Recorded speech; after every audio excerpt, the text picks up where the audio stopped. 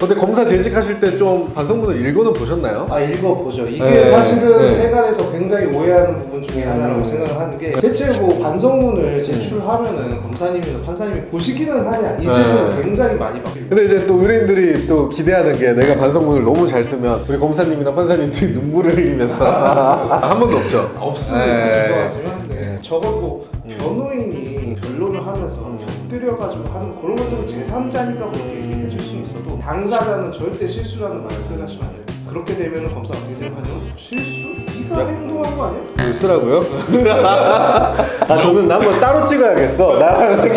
안녕하세요. 자유롭게 하면 하진기 변호사 송일우 변호사입니다. 네, 오늘은 저희가 이제 내가 큰 죄를 저질렀을 때 양용자료의 꽃이라고 할 수 있는 반성문에 대해서 이제 저희가 좀 말씀을 나눠보려고 합니다. 기사 같은 걸 보면은 반성문을 뭐 100번 제출했니, 1000번 제출했니 이런 것들이 나오잖아요. 이렇게 많이 제출하는 게 좋은지, 아니면 좋은 반성문이란 과연 무엇인지, 그리고 이거를 진짜 검사님이나 판사님이 이기는 하는지, 이거에 대해서 좀 이야기를 해보려고 합니다. 우리 송민우 변호사님 이제 퇴임하신 지 이제 몇 달 안 되셨는데, 근데 검사 재직하실 때 좀 반성문을 읽어는 보셨나요? 읽어보죠. 이게 네. 사실은 네. 세간에서 굉장히 오해하는 부분 중에 하나라고 생각을 하는 게, 대체 뭐 반성문을 제출하면은 검사님이나 판사님이 보시기는 하냐, 이 질문을 굉장히 많이 받거든요. 일단은 글씨도 좀 이해하기가 어렵게 악필들이 요즘에 많으니까. 사실은 안 보는 거 아니냐라고 생각하시는데 실제로는 봅니다. 아무리 양이 많아도 다 읽어보지만 읽다 보다 보면은 탁탁 걸리는 부분, 플러스 마이너스 되네 하는 부분들이 분명히 있다. 그러니까 제가 의뢰인들한테 하는 말이랑 엄청 일치하네. 제가 말할 때 시험 점수 채점하듯이 읽는다라고 하거든요. 맞아요. 이 키워드랑 이런 자세랑 이런 토픽이 들어갔는지 이런 것들을 이렇게 체크해가면서 이제. 그렇죠. 네. 딱 보자마자 네. 들어가면 안 되는 말들이 네. 딱 네. 보이면은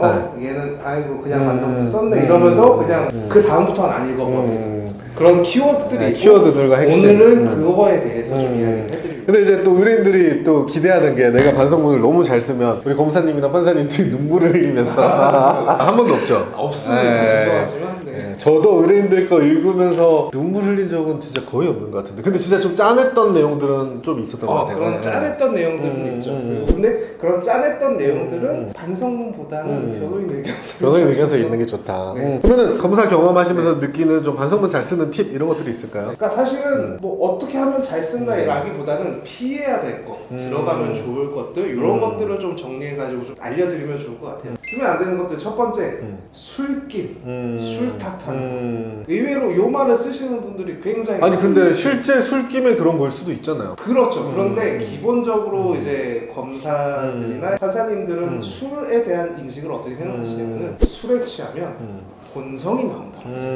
나의 본성은 원래 이런 범죄를 하는 사람이에요 라고. 그러니까 원래 이제 죄지을 놈이 했다 이제 이렇게 본다는 거죠. 그렇죠. 네. 음주 자체를 네. 안 쓰시는 게 좋습니다. 음주 자체를. 네, 음주 자체 안 쓰시는 게 좋고. 강제 추행하거나 싸운 거는 술 마신 거 정도는 말해야 되지 않을까요? 근데 그것도 경우에 대해 설명하려면 편안한 분위기에서 다소 이제 감정적인 말이 오가는 과정, 이렇게 써야지 거기다 술김이라는 말을 적어버리는 순간 마이너스. 오케이, 그럼 그런 거는 변호사가 변호인 의견서에서 쓰는 걸로.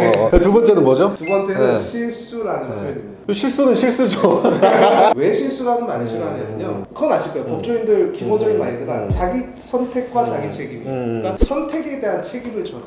마치 실수라고 표현하는 것은 내가 선택한 것이 아니다라는 것처럼 그렇죠. 들려요. 자기가 자기 입으로 실수라고 하는 거는 좀 그런 인상을 주죠. 네. 적어도 뭐 변호인이 변론을 하면서 곁들여가지고 하는 그런 것들은 제3자니까 그렇게 얘기해 줄 수는 있어도, 당사자는 절대 실수라는 말을 표현하시면 안 됩니다. 그렇게 되면 검사 어떻게 생각하냐면, 실수? 네가 행동한 거 아니야? 그렇죠. 자기 책임을 좀 대전제로 깔고 이제 가야 된다는 거고. 쓰면 안 되는 말, 후회한다. 후회한다고는 해야 되지 않아요? 어떻게 생각을 하게 되냐면은, 후회할 짓을 왜 했어? 라는 게 따라오게 돼요. 그러니까 그러면 후회하지 않고 당당하면 돼요? 그런 건 아니지만 후회라고 한다는 것은 자기 행동의 결과 어떤 거라는 것을 인식하고 있다라는 얘기인 거잖아요. 그런 측면에서 그러면은 네 행동의 결과가 이렇게 될 거라는 것을 알면서도 왜 했어라는 것에 대한 설명이 되지 않는다. 넣었으면 좋은 것들 어떤 것들 있죠? 첫 번째는 절감했다. 그러니까 비용을 절감했다 이 뜻이에요. 정말 절실하게 느꼈다. 근데 절감했다는 말 쓰면 너무 코치받은 느낌 날 것 같아. 표현을 하자면 좀 그런 걸 것 같다라는 건데, 근데 제가 여기서 강조하고 싶은 건 예를 들면은 피해자가 본인의 행동으로 받게 된 고통이 얼마인지를 예전에는 생각하지 못했다. 그렇기 때문에 범죄를 내가 저지르게 된 것임을 이제야 깨달았다라는 걸 보여주는 게 중요하거든요. 내 행동에 너에게 끼치는 결과가 어떤 건지를 내가 이제야 알았다. 그래서 너무 후회한다가 되는 거겠지만 결국에 이 설명 없이 후회한다가 되면은 굉장히 이상해지는 거죠. 그러니까 너의 아픔을 내가 공감했다라는 표현을 넣어주는 게 중요하고 그런 측면에서 제가 절감했다라는 표현을 좀 쓰고 싶다. 두 번째는 살려달라. 뭘 쓰라고요? 아 저는 한번 따로 찍어야겠어. 나랑 표현을 달리 해야 되지 않을까? 검사님 살려주세요 이런 건 좀 웃기잖아요. 반성문에. 제가 이건 경험담 때문에 그렇거든요. 어쨌든 누군가를 이제 기소를 하고 누군가를 이제 감옥에 이제 넣어야 되는 이제 검사나 이제 판사님들 입장에서는 내가 얘한테 최종적인 불이익을 가한다는 것에 대한 두려움이 어느 정도는 있을 수밖에 없어요. 그런데 그런 사람이 나한테 솔직하게 뭐 잘못했습니다, 뭐 앞으로 뭐 피해 회복을 어떻게 하겠습니다 이런 말보다도 검사님 저 정말 죽을 것 같아요, 살려주세요라고 말을 하는 게 오히려 더 어필을 할 때가 있다는 거죠. 그래서 마지막으로 진짜 중요한 거는 엄빠 얘기를 좀 해야 돼요. 어떻게 얘기를 해야 되거든요. 이건 성폭력 사건에서 굉장히 중요한 거거든요. 어쨌든 성폭력 사건의 대다수는 여성이란 말이에요. 가해자인 남성의 어머니인 여성이 오히려 피해자인 여성에 공감하고 너무 미안해하고 있다는 얘기를 반드시 넣어줘요. 절감했다, 공감했다라는 말에 그 직결될 수도 있겠는데 결국에는 이제 반성문 사과문에서 가장 중요한 것은 내가 피해자의 피해를 절대 가벼이 생각하고 있지 않다라는 것을 보여주는 것이 굉장히 중요한데 그런 측면에서 아주 효과적으로 이제 어필을 할 수 있는 게 예를 들면 이런 거예요. 우리 어머니가 나 범죄를 저지르고 수사를 받으신 사실을 알고서 나를 어떻게 하면 좋을까를 걱정하시기보다는 어머 그 피해자분 어떡하니 하면서 하염없이 우셨다 이런 내용들 그런 것들이 굉장히 강력하거든요.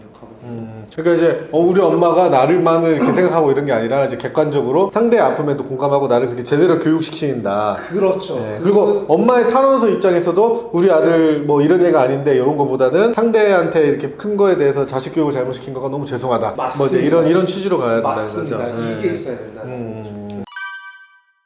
일단 쓰면 안 되는 말들 점검해 볼게요. 술김, 실수, 그리고 후회.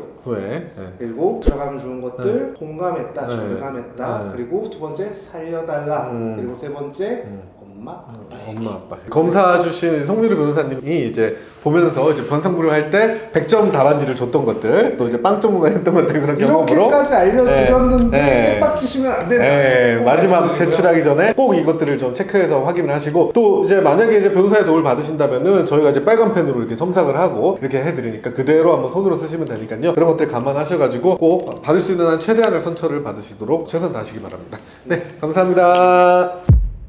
아 저는 한번 따로 찍어야겠어. 나랑 제가 반성문에 4원칙이라고 이제 명명을 했거든요. 요 네 가지는 꼭 체크하셔서 유념하시기 바랍니다.